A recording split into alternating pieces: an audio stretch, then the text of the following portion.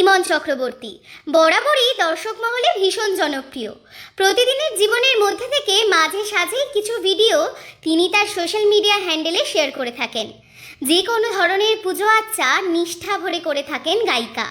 এবারে তাকে দেখা গেল রথযাত্রা পালন করতে অন্যরকমভাবে। বিদেশে প্রোগ্রাম করতে গিয়েছেন গায়িকা। তাই বলে কি মহাপ্রভুর পুজো বাদ যাবে? তা কি করে হয়?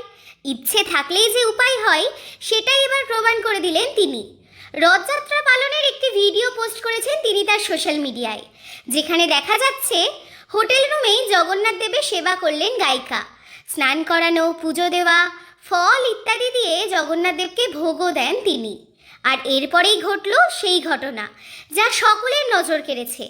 একটি ট্রলির ওপরে জগন্নাথ দেবকে বসিয়ে সেটা ধরে রাস্তায় টানলেন তিনি। আর এখানেই হয়ে গেল জগন্নাথ দেবের রথ চড়া।